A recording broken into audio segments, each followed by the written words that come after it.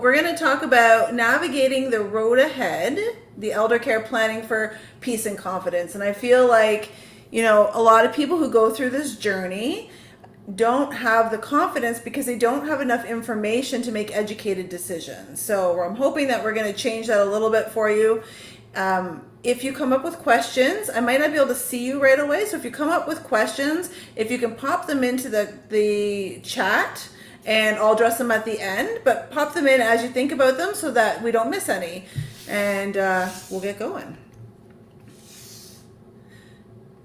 So as mentioned, I'm Amy Friesen. So I own a company called Tea and Toast, and we are local elder care planners, which means that we really specialize in finding the unique solutions for folks that are on the elder care journey, whether it's going through an elder care planning process, whether they're looking to make a move to retirement living or get information, or long-term care navigation as well. And really, we look at each person or each client of ours holistically and take into account anything and everything that can be included, even down to their favorite cat mittens. So we want to make sure that we're looking at everything when we're making a plan and when we're helping people through the process.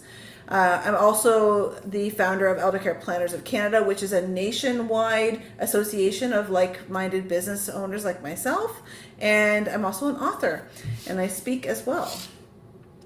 So today's plan, I've divided it up for us. We're going to look at 6 different pillars. Our first pillar is why elder care planning matters. Second, common challenges that happen without a plan. Third, we're going to talk about the 4 pillars of elder care planning. 4 self-care strategies, because I know that there are some caregivers in our audience, and it's really important that we speak to not only you as a caregiver, but also to the person that you may be caring for if they're here, so everybody's on the same page, because often that gets a little bit lost in the shuffle. I'm going to talk about retirement and long-term care 101 and go over some care terminology. So just in brief, only 35% of Canadians have a power of attorney in place for health or personal care decisions.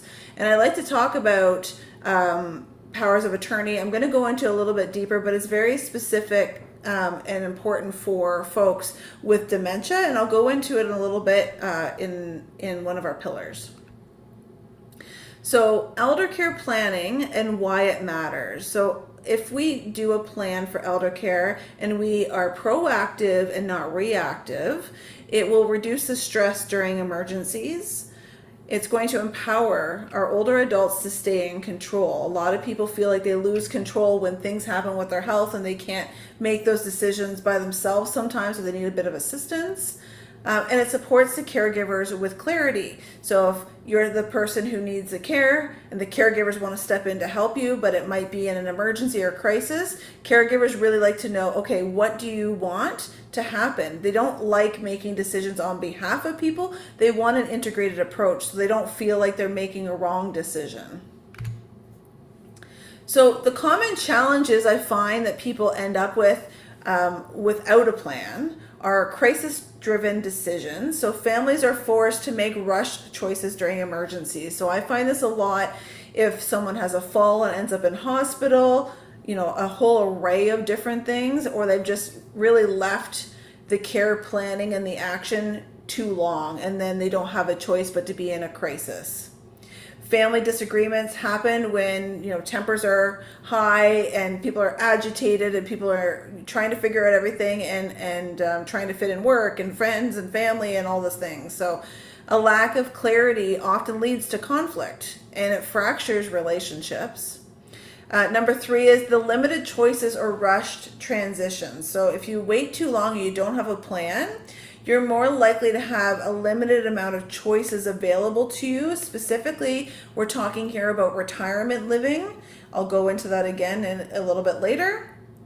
And emotional stress and caregiver burnout. So caregivers often step in with no roadmap and they are super overwhelmed. They they feel guilty, they feel resentment.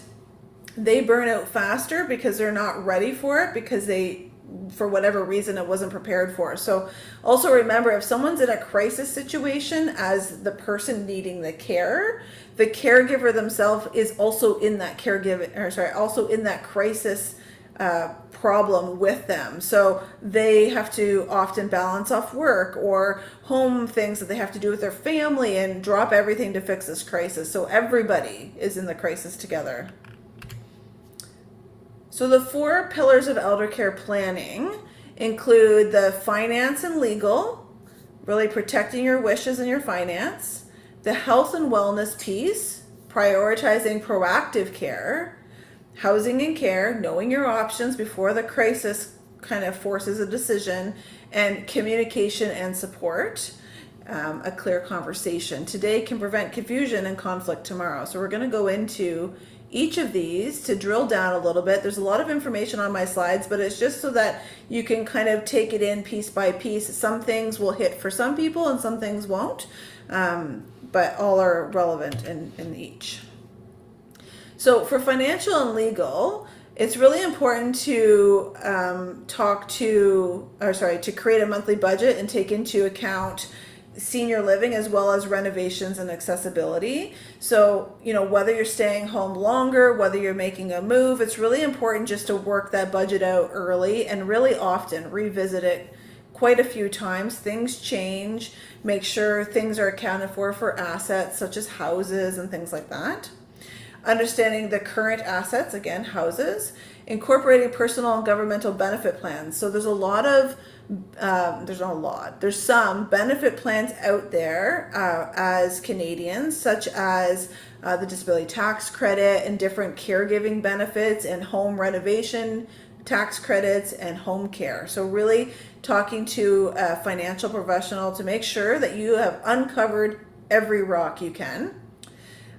Ensure the power of attorney documents of care and finance are created. So this is very important. So the person who has dementia, if they don't have their power of attorney documents or they need to make a change, if they then become deemed incompetent of making decisions and the power of attorney is enacted, which means that, whoever the POA is, a daughter, a son, whoever it is, that means that the POA, the power of attorney for finance as well as care and the will are all sort of cemented. And so you can't make changes once somebody's been deemed incompetent. And that's very important in this conversation today because you want to make sure these are all put in place properly. And if there needs to be any correction, time is of the essence, really. It's not that everybody would be deemed incompetent down the line, but you don't really want to play with that. You want to make sure that all of the documents are in place. That also helps the caregiver, if they're the power of attorney, to make those extra decisions because everything is laid out.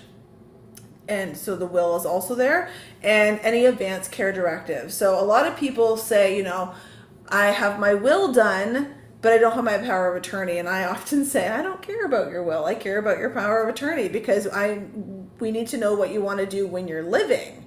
And so advanced care directives go towards that as well. So for health and wellness, we're going to look at things like home safety analysis. So really, falls and trips are one of the leading causes of seniors to arrive in hospital. And once someone's in hospital, I've seen things go really, really wrong. And so we want to reduce falls as much as possible. We want to look around the house and really take note of what might cause a problem. Do you have extension cords, on the floor? Do you have clutter on the stairs? Do you have stairs? That might be a thing as well. Anything that really could cause a tripping hazard or any other safety issues. Even having grab bars in the shower is a good safety component to add to your house because then that means when someone's getting into a bathtub, they have that extra security. A lot of people wait to look at the home safety, but when you wait too long, you find out you need it by actually falling. And so then that's too long. So it may feel a little premature for some people, but I'm of the mind that do it now and have it there. So if and when something happens, it's already available to you. Nutrition and medication make a huge difference. Often I've found that seniors that are living on their own, my company's called Tea and Toast, and there's a thing called tea and toast syndrome, right? And so a lot of people are eating tea and toast for multiple meals a day, which is comforting. But if they're not getting proper nutrition, that means they're losing their strength. They're not getting enough protein, things like that. Things that we've learned all through our lives, most of us, or at least a good portion of our lives. And medication, making sure that any medication, especially if it's for dementia, and they've given a medication for memory, making sure that it's taken appropriately and on time also kind of balances out to make sure people are safe in their environments. Mobility and health supports. So a lot of people talk about not wanting to use a walker because they don't like the way it looks. But there's lots of people that have balance issues and different things that kind of go along with that. So keep in mind what mobility things or different supports might be supportive for you or your loved one right now to, the goal is to elongate usually how long people can stay in their home. Lots of people like to move, before that as well. That's not everybody trying to stay in their home, but a lot of people want to stay long enough. So I'm all about, if you want to stay in your home long enough, make sure it's prepared for you to stay in your home. Mental and emotional health, we're really talking about making sure in this crowd that people have the right cognitive things in place, that they're stimulated, that they're not isolated. That leans into the cognitive support, make sure that maybe they're a part of a support group. Or sometimes the retirement homes will allow people to come in for activities. So really paying attention to that. I had a grandmother that actually had pretty advanced dementia, and unfortunately she was living with my uncle, and they didn't have these kind of built in, and so we saw her cognition really drain quickly. And so I've seen that with a lot of clients as well, and it's really important to keep on top of it. And like I said, social wellness and isolation reduction. Before you make a move, you want to look at the home safety as well, as we talked about in the other slide, but it's really important to consider it as to whether your home is safe enough to stay in and you can modify it, or is it not safe enough and all of the things you're going to need to do to kind of get it there are too many. And so maybe looking into retirement or long-term care might be the best solution. Again, you're going to look into budgeting for housing and care. You do that either by doing some research online or doing tours with the retirement homes, for instance. The long-term care information for pricing is online as it's regulated through our government. So it's readily available. But in retirement homes, it's not readily available. You have to speak to each home, which is why my company exists, because we compare them for you. So you can go directly to the home, or you can come to an elder care planner and we can help sort out what the budget might look like. We're going to make plans for current and future care when you talk about making a move. And so because this group's for the Dementia Society, I'd say that because dementia is something that is continual and it gets worse as we go, we want to make sure that we're planning for that. We want to make sure that when we look at a plan for somebody, that we're not waiting too long for a move, if that's what they want to do, because things change for folks who have dementia. And so timing is of the essence.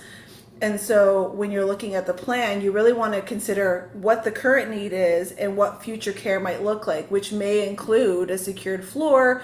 It may include, if you can't afford retirement, maybe include going to long-term care and seeing about where they can be on the waiting list for long-term care, because that's a whole other thing as well. I'll talk about that in a minute.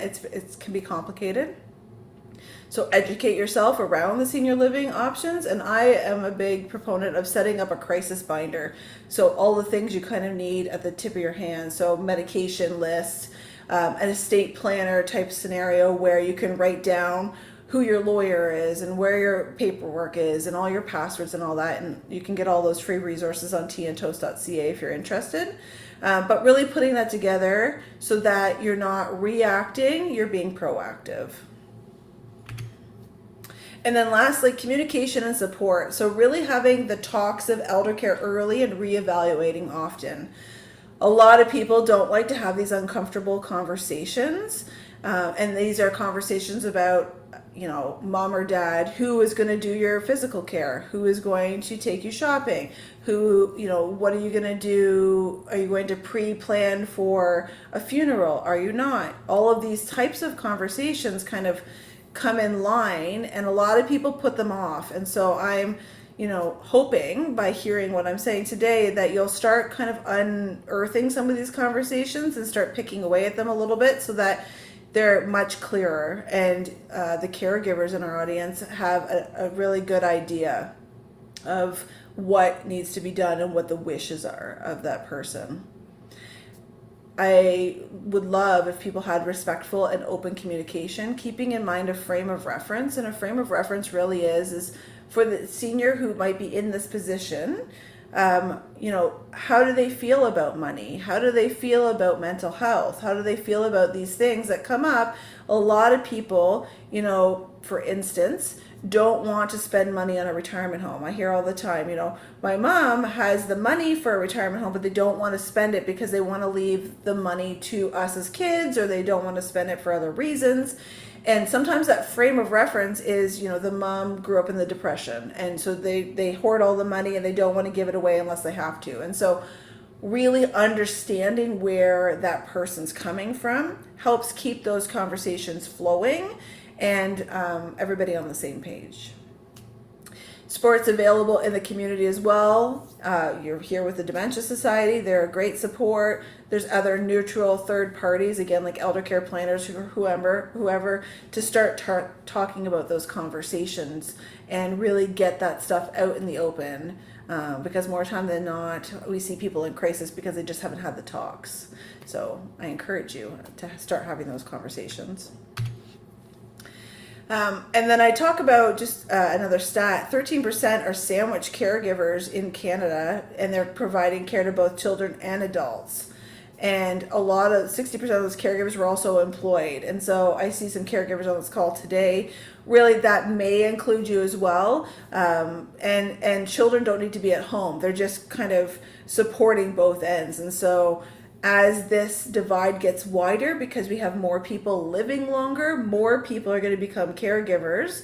And a lot of people have had children late in life, such as myself, that divide gets a little bit longer. And so the pressures of caregiving become quite substantial. And so I think it's important to kind of say that not only to caregivers, but also to the people that they may be caring for, so that everybody is, again, on the same page. So just briefly, I'd like to talk about some self-care strategies for caregivers. So this is, caregivers can be anybody. It could be the spouse, it could be the partner, it could be the daughter, it could be the son, it could be anybody. But things to keep in mind are in these kind of three segments. Time management is really about creating time boundaries, which means that, as a caregiver, you have a life as well. And it's really important that you and your loved one sit down and have a conversation to say, okay, I can come over to your house and help you 3 times a week at this time. Things like that, really setting it up for success at the first, because what I find is that with dementia specifically, a lot of people have short-term memory loss. And so, it depends on where people are in the diagnosis, but really setting it up early to start ingraining those boundaries will help both. It will help with the expectations of the person who has dementia or the senior that needs care, and it will help with the communication for the caregiver. Remember to schedule personal time as well. Make sure you're taking the breaks, because caregiver burnout is real and ferocious. And so really make sure that you're taking that time. It doesn't have to look like, a lot of people say self-care is bubble baths and all that, and it doesn't have to look like that. It just needs to be time for yourself that you can do whatever you want, but you're not pulled. And batching is something I like to talk about a lot with my caregivers, and it's really about putting liked items together so that you're not duplicating tasks. And I always use grocery shopping as an example, because a lot of people are actually grocery shopping for their own house and grocery shopping for their loved ones. They're doing it on 2 different schedules, including making lists and driving to the grocery store and dropping things off and all sorts of things. So by batching that and doing one big list by one shop, one drive, things like that, it really starts to save time. And a lot of people, even in those scenarios, they may do a shop for their loved one, but then they might have missed something or had to go out. And so it often results in multiple kind of stops at the grocery store or the drugstore or whatnot. Stress management is really important. So creating routines and habits that really support you through your caregiving journey in your life, really. And then when items turn into crisis, if something happens to your loved one and things kind of go up in the air, having these routines and habits kind of just on as a base, even though that you may stray away from them in a crisis because all hands are on deck, it makes it easier to come back to them and get them kind of in order. And I like to mention this because a lot of our routines and habits have to do with our actual health, right? As a simple routine, like brushing your teeth, maybe you have a skincare routine, maybe you read a book at night, all of those types of things contribute to our health and wellness. And those are the things that get dropped very quickly when people end up needing more care or in crisis. And then finally, self-care management. Make sure that you are thinking about how are you taking care of your mental health, your social, physical, emotional, and spiritual. Take some time to think about it. And if there's some lack in there, maybe consider what you can add. Again, trying to take care of the caregiver so that they can, flourish and also take care of their loved one. Everybody should be working together in this kind of care situation. So we're going to move into housing specifically. And so there's a lot of folks, 85 to 89, there's 40% who live in long-term care homes. And I have 39%. This was a stat from Stats Canada, but I think that they maybe kind of blended it. So I would say about 40% of seniors in Canada are living in either long-term care or retirement homes. So let's talk about terminology. A lot of people come to me and they say, can you talk to the hospital social worker, for instance? I don't speak the same language as them, and I really need someone to kind of come in and help figure it out. And so as people start to age, there's different terminology that kind of comes in, whether they are talking to a doctor, are ending up in hospital, are looking at retirement homes, looking into long-term care, talking to OHA, which is Ontario Health at Home. And so the different terms come in, and it's important that everybody starts with an education baseline so that they can understand what's being said about their care. So independent activities of daily living are often called IADLs, and these are things that we learn in our teens. I've put some examples up here, managing your finance, maintenance, shopping, things like that. So these are the things I see kind of going first when people need help. They may, need drives to their doctor's appointments. They may need someone to take over their finance, things like that. And these are all completely manageable at home. This is just kind of when you start seeing more and more of these compile, to start paying attention to, where the holes are so that you can make a better plan. Again, you're always reinventing the plan. You're always adding to the plan and changing it as people change. And then contrary to that is activities of daily living, ADLs. These are the personal care things that you're going to start hearing about, especially if you end up in hospital or into retirement or long-term care. And so these are things we learn when we're young, such as personal care, walking, going to the washroom, getting into bed, and even feeding ourselves. And so you may hear a doctor, for instance, say, Mildred is independent for her ADLs, or Mildred needs a one-person assist for her ADLs. So this is kind of the area that they're talking about. And for instance, when I say one-person assist, it means that they need one person, whether it's a family caregiver or a paid caregiver or a spouse or whatnot, to assist with that activity, or it wouldn't be done.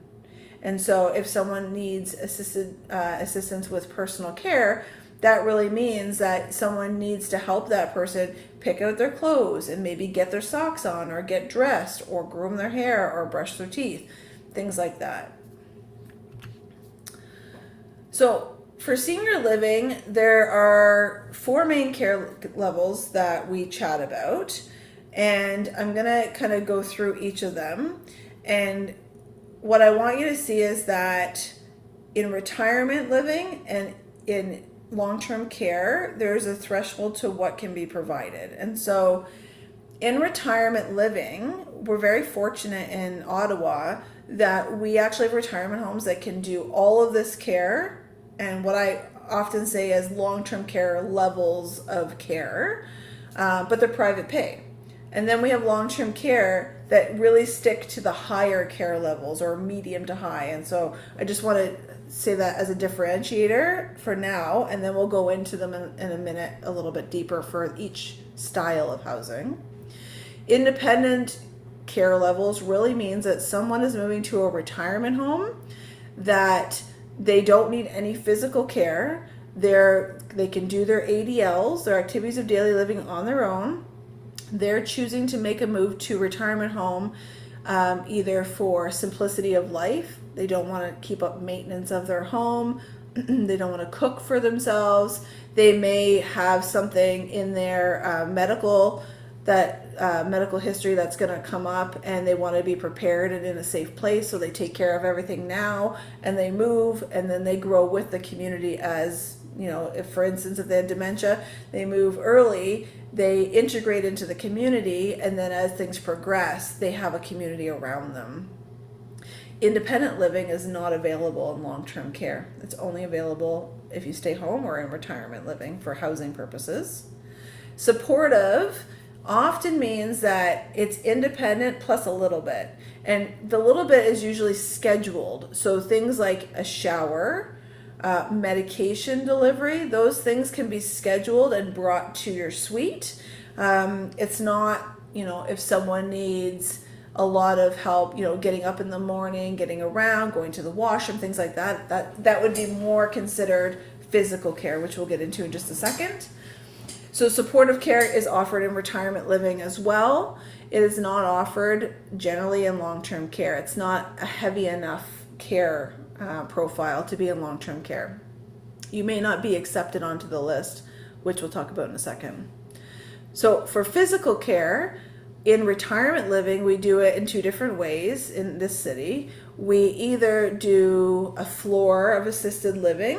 So if someone needs a lot of care, say we go back to our one-person assist example, so they need transfers, they need someone to assist them.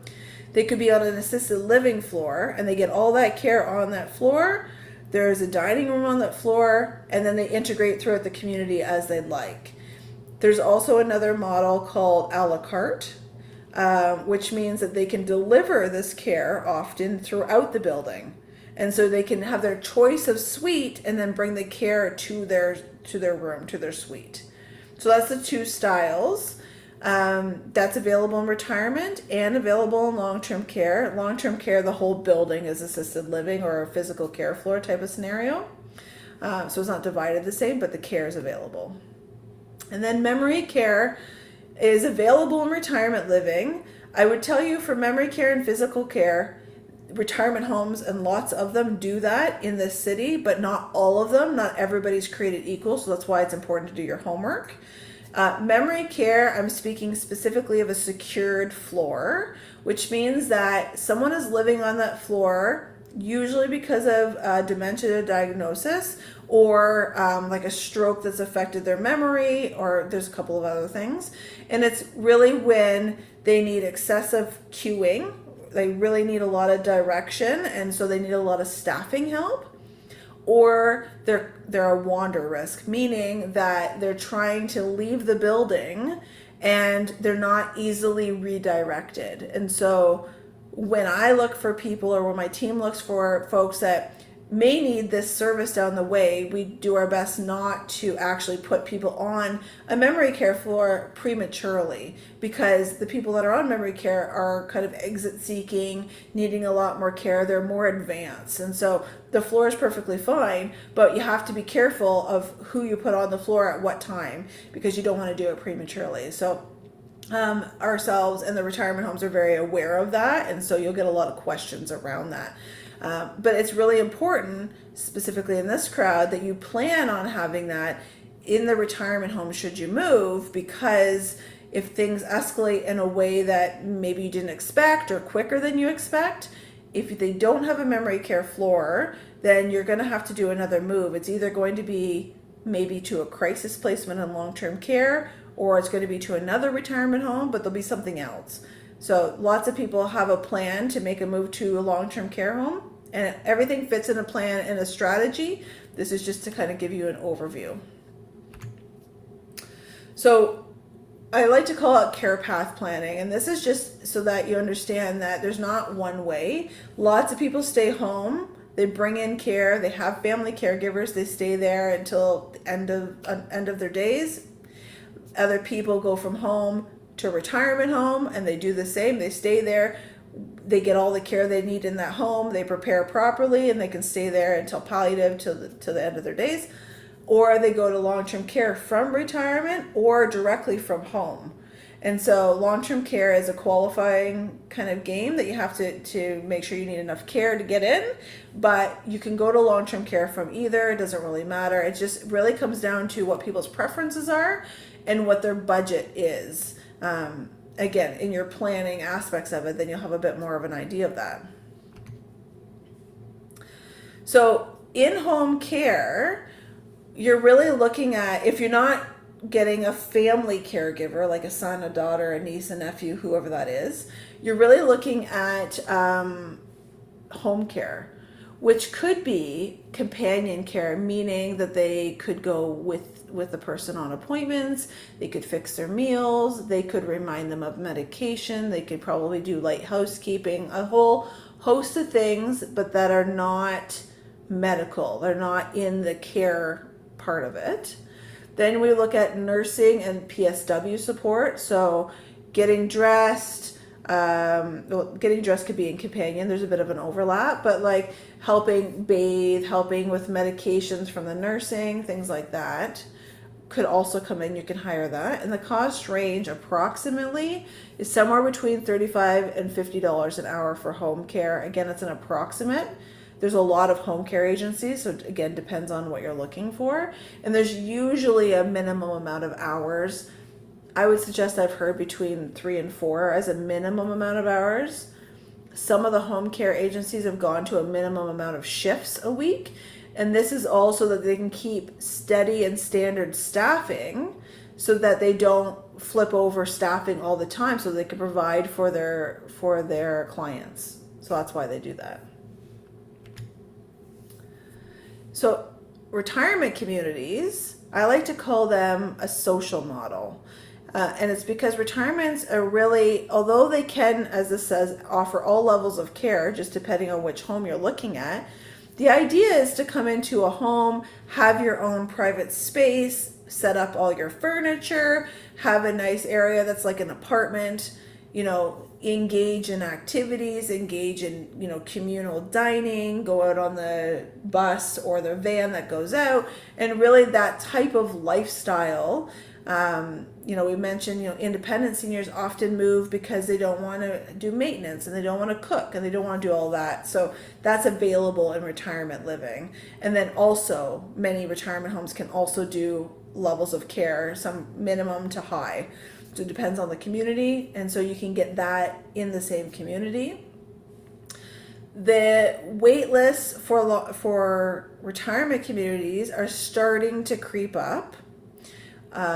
For assisted living or physical care floors, as well as memory care or secured floors, there's definitely becoming a waiting list depending on the community. So it's something to keep in mind. I would say in my 20-year career, this is kind of the first glimpse of waiting lists in our area. It happens in Toronto and different spots as well, but we're starting to kind of get there. So something to be really aware of. And then retirement homes are also privately owned. I put that in here because after COVID, everybody wanted to know what was privately and what was publicly owned. So just as an interest piece. And this is a brief breakdown of retirement home financials to give you an idea. Again, it's going to be very specific on your own or your loved one's needs. This is just ballpark pricing. And so a studio suite tends to be around 300 square feet. In the city, there's somewhere between 220 square feet up to 450 square feet. And so they range about 2,800 to 4,000 with no care. So I put independent for care, so they don't need any care. And with max care could be up to 15,000. It really depends on what you need. I don't see that as often by any means, but it's just to give you, if someone needed to go into a retirement home and they needed a 2-person transfer, meaning that every time they get out of bed or go to the toilet or get into a wheelchair, they need 2 care workers every single time, and they needed someone to feed them, for instance, you can get that care in retirement, but it does cost a lot of money. Or if they needed a lift, like a mechanical lift to get out of bed, all of those things kind of come in here. That's the high ends. But I like to be transparent. I'm not trying to scare people. I just want you to understand that it could go there, but that's why you do your homework first. Second occupant is about $1,000 in the retirement homes, give or take, and that's just for a second person to live in the suite with the original person. Parking up to $150 a month, roughly. Phone, cable, internet, $150. Tenant insurance is a must in retirement living. And then I broke out the care separate, just to give you an idea. So it could be from a bath a week all the way up to that other care. So we're going to move on to the long-term care homes. And so I often talk about these as a medical model. And so they're the higher care levels that are accepted.